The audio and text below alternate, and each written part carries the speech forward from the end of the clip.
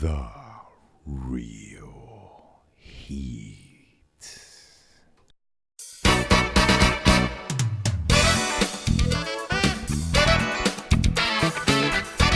Sexy. Thought-provoking.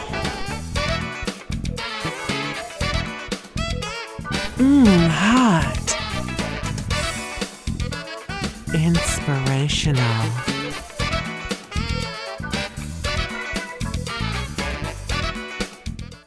Everybody, welcome to The Real Heat. I'm your host, Nicole. I have to my left, Raji. Hi, everyone. Veronica. Hello. And Tatiana. Greetings.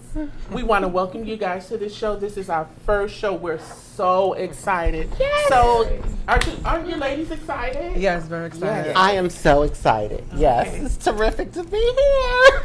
So, what do you girls want to talk about right Well, now? I want to talk about Empire Okay. to start off before we get into the heat of the week. Definitely. And I mean that show, I'm just loving it. I am loving it because I think this is a show that's covering so many different topics. You have the gay couple, you have the interracial couple, Correct. you have the cougar, and I can relate to that. Oh, yes. And it's just so juicy. Well, what I like about it, because in Hollywood, these are things that happen and a lot of people don't talk about. So it's good that they're showing what goes on behind the scenes in reference to it. But this week wasn't the best for me, but I understand where they were trying to go in reference to.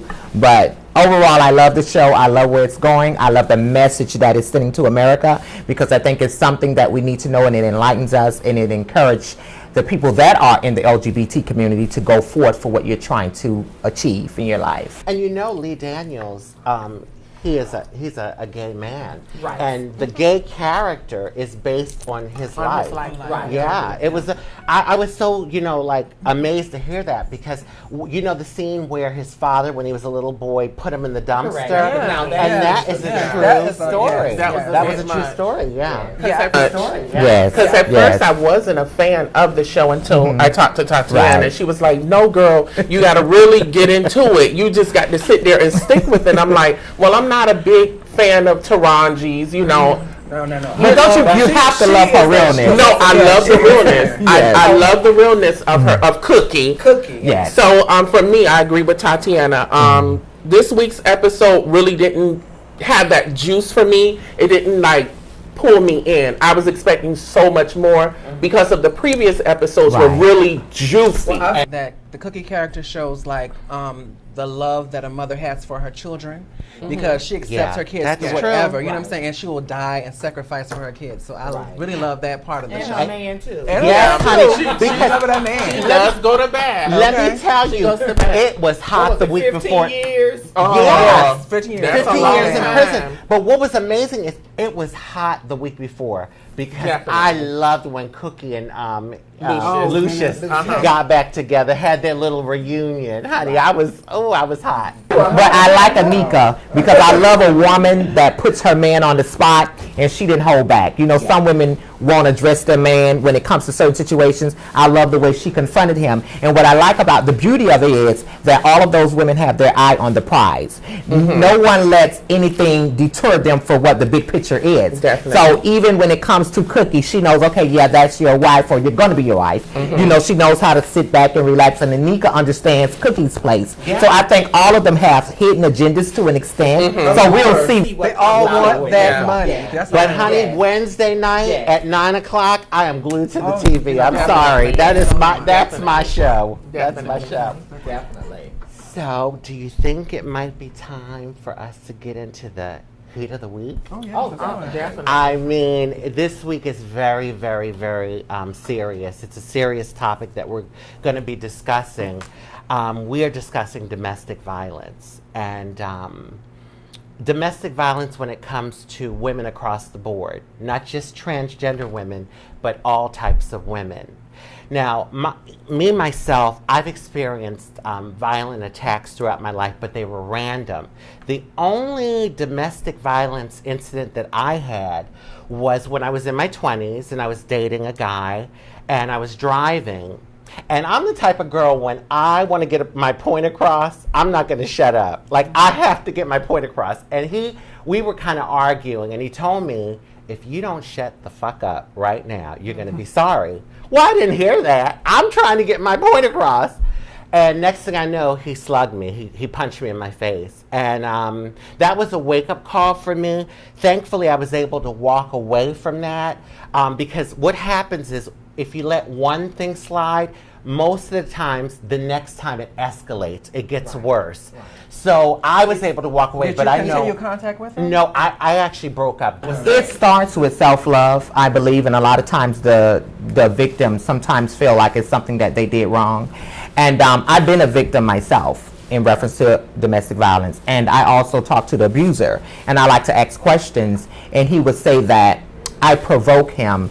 And like you said, when you don't, because it's all about control when it comes to them. And if you don't shut up, or if you don't do this, or they're not gaining control, they feel like they have to teach you or show you by being physical in reference to. So I kind of I backed away from the situation because I seen it getting worse. One incident that happened in this particular person was institutionalized. And when you talk about the institution, all they think is fighting. So the assault happened in the bathroom, and I fell. And he said, "Get up." His words, "Get up, bitch, before I kick you in your face and scrap up." Scrap up means put on your shoes so we can get this done. You know, bitch, we finna do this. And I had to kind of back it up a little bit, and I had to get into the mode of the survivor mode and tell her, "Oh, baby, I love you. Oh, this, all that stuff," to try to, calm him down and make him feel the love that I have for him.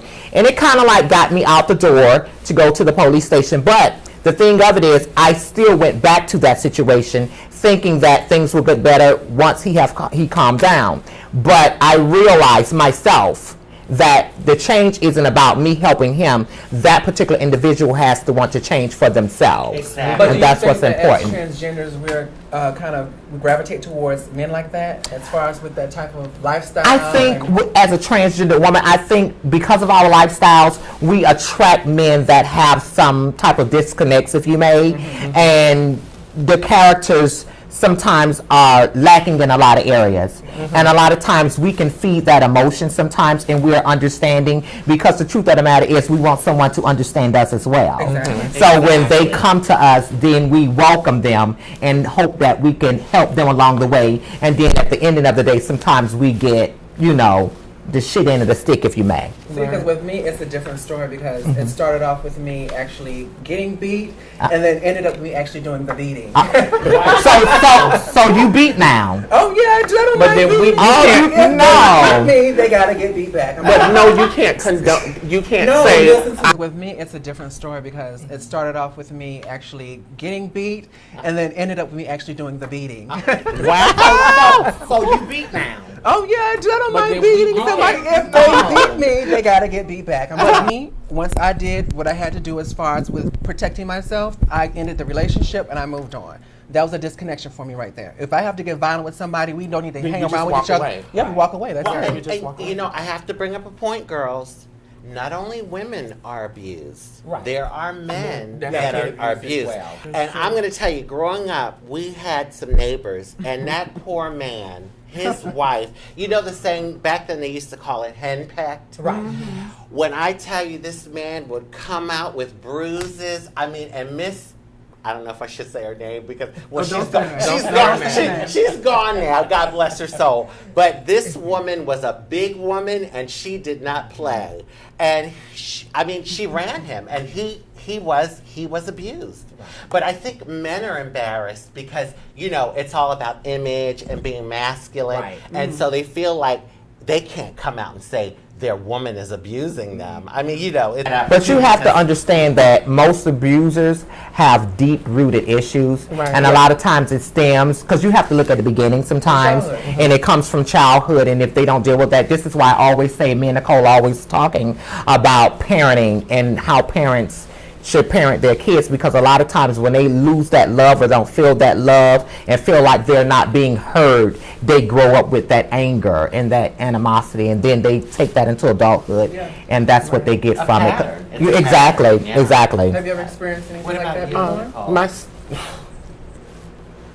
I know it's hard. but Take a deep breath. my story of domestic. Come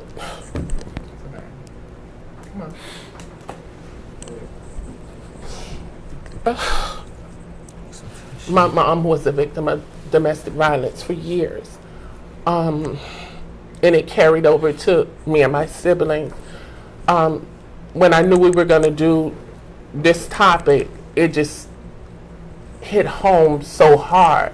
And I thought it was something that, I had gotten over or put to the side. It started maybe like when I was 5 or 6 years old. My mom met this guy, and he was a raging alcoholic. He beat my mom, stabbed my mom, hit my mom over the head with glasses. We watched this like for years until we became teenagers.